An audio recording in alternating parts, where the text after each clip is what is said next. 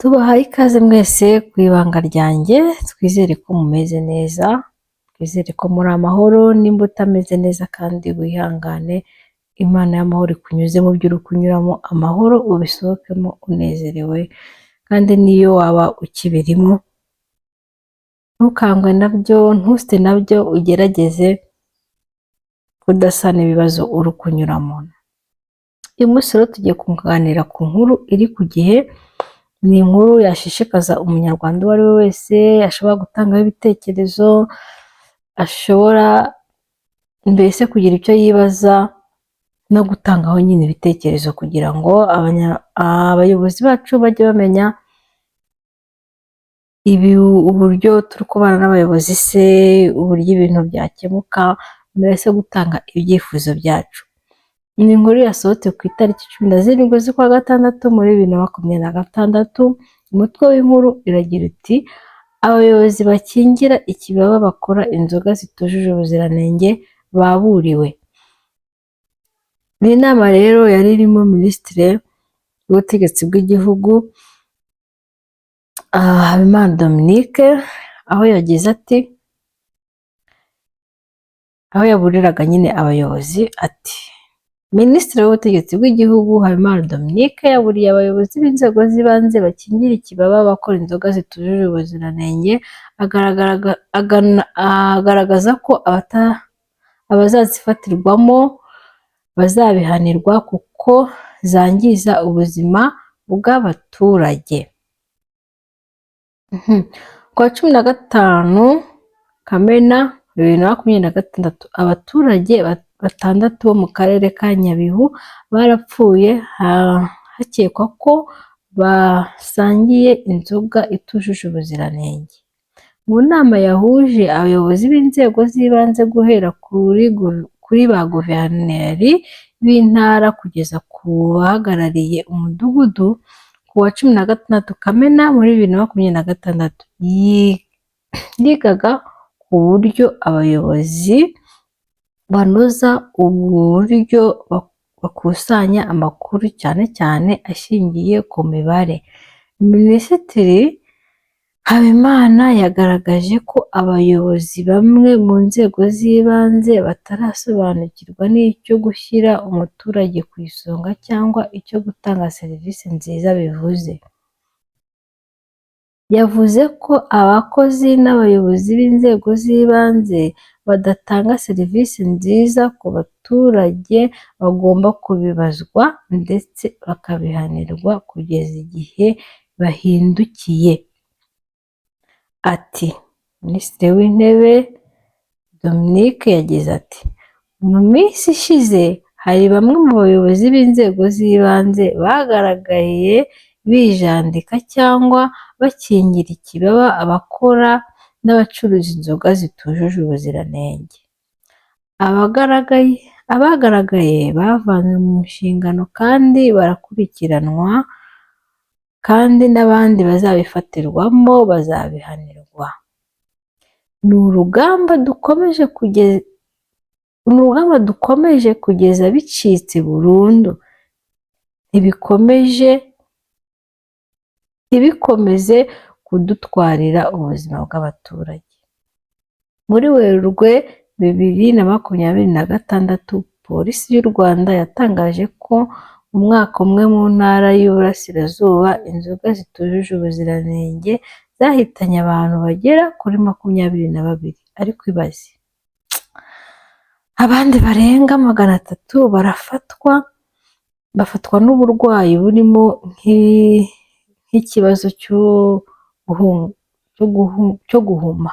Yego, bafatwa n'ikibazo cyo guhuma. Ibaze ko Imana yaraguhaye amaso abiri areba, warangiza kubera inzoga ugahuma.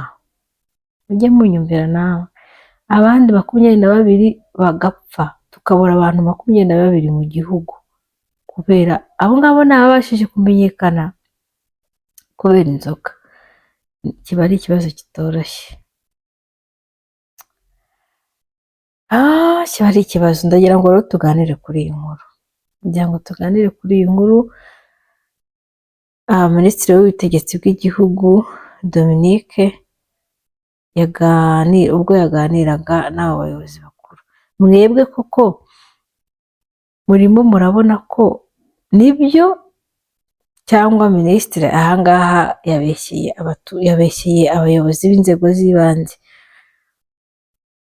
ko bataramenya nyine icyo umuturage ku isonga avuga? Ese wowe ugiye kwaka serivisi bakwakira bate? Ntabwo ujya kumva ukumva iyo muri biro bari kwisekera, ntabwo bazi ibintu ibereyemo, ntabwo bari gutekereza ko umuturage afite akazi kenshi agomba kujya gukora. Ese iyo ugiye kuri biro usanga igihe cyose hafunze, amanama adashira ngo bagiye mu manama. Ese koko nibyo aba bantu baba bagiye mu manama? Ngewe hari ikintu nabonye, akenshi iyo ugiye nko ku kagari usanga ngo umuyobozi w'akagari ngo yagiye ngo mu nama, noneho na ya minsi bashyiraho yo kwakira abaturage yanditseho yuko ari umunsi wo kwakira abaturage, ariko wajya kureba ugasanga nabwo ntawe uhari, ngo yagiye kuri tere, ngo yagiye mu nama. Ibyo byose bituma nyine bigaragara nk'aho habayeho serivisi mbi. Iki kintu namwe bayobozi mukirebe, nimba ari byo koko abayobozi b'utugari baba batatubeshya, amanama ahoraho, mwumva bazakira abaturage gute bahura mu manama? Icyo nacyo tukirebeho. Nimba baba banatubeshya ko bagiye mu nama, bagiye muri gahunda zabo, nabo bisubireho rwose. Serivisi byo ntabwo itangwa neza habe na mba. Ushobora gusiragira inshuro zitabari kujya gushaka executive w'umurenge rwose ukamubura burundu, ukamubura. Amanama yarabaye amanama rwose pe. Ikindi kintu njya mbona, ugasanga hari nk'ahantu nyine hangiritse, ni igikorwa remezo cyangiritse, gikoreshwa n'abantu benshi. Wenda murabizi ko ba executive w'umurenge akenshi baba batuye, nta nubwo ari akenshi, bategetswe gutura mu murenge bayobora. Aho hantu ugasanga executive arahanyura buri munsi, ntacyo bimubwiye kuba aho hantu hari kwangirika, kandi ni ikibazo cyo gufata itegeko gusa. Avuga ati wenda ni urugero, imodoka ziri bunyure hano zose muzisoreshe 200. Urambwira ko butakira ha hantu hakozwe? Umuturage ku isonga icyo gihe nabwo aba yafashijwe. Nimba ari ahantu hashyira ubuzima bwe mu kaga, haba hakemutse, hagakorwa, ubuzima bwe bukarokorwa. Ariko ugasanga umuntu ahanyura buri gihe, nta kintu bimubwiye, kandi n'umuyobozi biri mu nshingano ze. Mureke mbabwire, hari ibintu njya ndeba nkibaza ukuntu abayobozi bamwe na bamwe batekereza. Njya mvuga ngo Imana yaramfashije sinaba umuyobozi, kuko ahari menya reka mbireke ariko hari ibintu ndeba rwose nkibaza, umuyobozi ayobora iki? Ni ukwicara muri biro gusa akihatendinga amanama, ibintu biri formule biri formule. Umuyobozi yaba afite disikuru iyi n'iyi, akarimi karyoshye, ukazategereza ko ibintu yavuze bizakorwa, ugaheba. Mana yanjye, Minisitiri rwose w'ubutegetsi bw'igihugu, wakoze kubaduhwiturira. Reka dutegereze ko inama wabagiriye bari buyumve, ariko tugaruke kuri iki kintu cy'inzoga nyine, nk'uko wabibabwiye. Abayobozi b'inzego z'ibanze bagihishira abakora inzoga zitujuje ubuziranenge. ku buryo bugaragara. Ariko ndagira ngo nibutse aha ngaha abayobozi b'inzego z'ibanze nk'uko twabagarutseho, nk'uko na minisitiri aribo bagarutseho, nubwo aribo mvuga ariko n'abandi batari inzego z'ibanze nabo ntakibashyiraho. Aha hantu iyo ushingira ikibaba ibintu nk'ibi ngibi, ni ukuri ntabwo uba ukwiriye kuba umuyobozi, kubera ko uri inyangarwanda. Ntabwo uba ukwiriye kuba umuyobozi. Sinzi ahantu wagakwiriye kuba uri, sinzi ahantu wagakwiye kuba ufungiye, sinzi ikintu bagakwiye kugukoresha nimba abantu barakugiriye icyizere bakagutora, cyangwa se ubuyobozi bukakugirira icyizere bukaguha umwanya runaka, warangiza ugahishira ibintu nk'ibi ngibi, abantu bagakora inzoga zitemewe bakazinywa, bamwe bagapfa abandi bagahuma, cyangwa se ukarya nka ruswa y'umuhanda. Nimba abantu baragenewe kuzahabwa umuhanda wa kilometero runaka, ukazikora ariko ntuzubahe ibyujuje ubuziranenge, cyangwa se ukaburizwamo burundu ntuzanakorwe, ayo mafaranga akazaburirwa irengero. Ntabwo mba numva icyo wagakorewe, simba numva uburyo ibintu bimeze. Njye byaranyobeye. Hari igihe abantu bakora ibintu ukibasiye umuntu ni umunyarwanda, aratekereza yuko iki gihugu ari gukorera umwana abyara ari umunyarwanda. Yego aba iyo mahanga birashoboka, ariko iwabo w'umuntu ni iwabo w'umuntu, sibyo? Uyu muntu arakora ibi bintu atekereza yuko iki gihugu ari iki. Ntabwo mba numva ahantu yashyirwa, simba numva n'ikintu yakorerwa. Icyakora nk'abiba amafaranga bo bakarya amaruswa, mba numva ikibakwiriye ni uko ruswa bariye bakakwa ayo mafaranga, icyo kintu cyateganyijwe gukora bakagikora. Nimba ari ibyo bagurisha simbizi, nimba cyamuhamye akaba ari ibyo bagurisha babigurishe, nimba ari umuhanda wagombaga gukorwa ukorwe, nimba ari ayo yasize mu mabanki bayakuremo, ubundi iki gikorwa gikorwe nk'uko cyagombaga gukorwa. Nimba ari abantu 5 bikorwe gutyo. Ni igitekerezo ndi gutanga, niko mbyumva. Namwe mudukurikiye muze kuduha ibitekerezo, ni ukuri muduha ibitekerezo, mwebwe mubibona mute? Umuntu iyo ashyigikira utu tuyoga tujuje ubuziranenge, abatekereza ko ahantu tujya hari igihe niba afite umwana w'ingimbi ashobora gusanga bari kutunywa nawe akatunywaho, nawe akaba victime.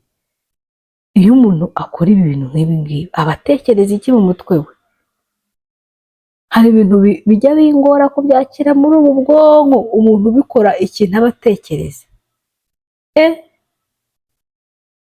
Mureke rero mbabwire, aba bantu bakingira ikibaba abakora inzoga zitemewe ni benshi, mutagira ngo ni bake, ni benshi. Abazikorera muri karitsiye barara bavuza amacupa, babuza abantu gusinzira, bapakira, kandi abantu bakeneye kuryama bakaruhuka. Tekereza nk'umuntu uba waririwe mu kazi ananiwe, akaba yegeranye n'ahantu bakora izo nzoga, nimba yujuje ubuziranenge cyangwa utujuje ubuziranenge, ibyo birabireba. Ariko no kuba urwo ruganda ruri hagati mu mazu kandi rusakuriza abantu, rutazi amasaha rugomba gukora, rugomba gupakira n'igihe rutagomba gupakira, kamubwira nacyo ni ikindi kibazo. Abantu bose siko banywa inzoga, ikirere cyose cyahindutse izo nzoga. Abaturage basakuza kumva uyu munsi bafunze kubera ko basakuje, ariko nimba ari ukubera nyine izo ruswa zihoraho baha abayobozi b'inzego z'ibanze, ejo ukabona urwo ruganda rwongeye rwafunguye. Ibyo birahari muri uyu mujyi wa Kigali, ukabireba kavuga ati aha, uru Rwanda perezida azavuga ruhe na minisitiri azavuga ruhe, ariko kadutegereze. Tekereza nka n'umuntu umwe gupfa azize inzoga nk'iyi ngiyi, we wayikoze, iyo wicaye wumva uri gutekereza iki? Aba 22 ni abazwi, abagiye kwa muganga bataka ibindi bagapfa, nyamara mu by'ukuri ari utu tuntu bazize nibo benshi. Abandi bahumye bibwira ko ari ibindi bitumye bahuma, barenga abangaba, niko natekereza. Ariko tekereza gukora inzoga ituma umuntu ahuma. Ikindi kintu ngewe ntekereza mukwiye kureba aho abayobozi mutuyobora, mukwiye kurebaho mukacyitondera. N'abo mwita ngo mwahaye ibyangombwa ngo bakora inzoga zujuje ubuziranenge, ntabwo mpamya ko ariko bimeze. Iyo mumaze kubaha ibyangombwa hamwe n'igihe, bahindura ibyo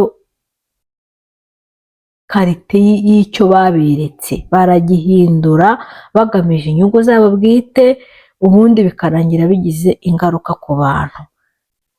Dufite ikibazo, abantu ntibakiri abantu. Uhura n'umuntu mu bamotari batwara amamoto, mu bakarani, mwaganira ukabona umuntu yararangiye, ntawe uhari, ijisho ryatunutsemo. Ni ukuri mureke mbabwire, nta ejo hazaza h'igihugu, ntaho, mu gihe tudafashe ingamba z'utu tuyoga n'inzoga muri rusange, nta n'igihugu kirimo kirajya, ntaho. Umuntu wo kugira ngo arye akajya gufata izo nzuma ngo za 300, yikorana imizigo. Turamuha ingufu yego, akajyaho tukamuha ingufu, ariko mu mubiri nta kirimo. Ibyo bintu akabikora icyumweru, ubwonko urambwira ko bw'uwo muntu buraba buri ku gihe mu minsi iri imbere? Ntabwo buraba buri ku gihe, kiraba ari ikibazo gikomeye.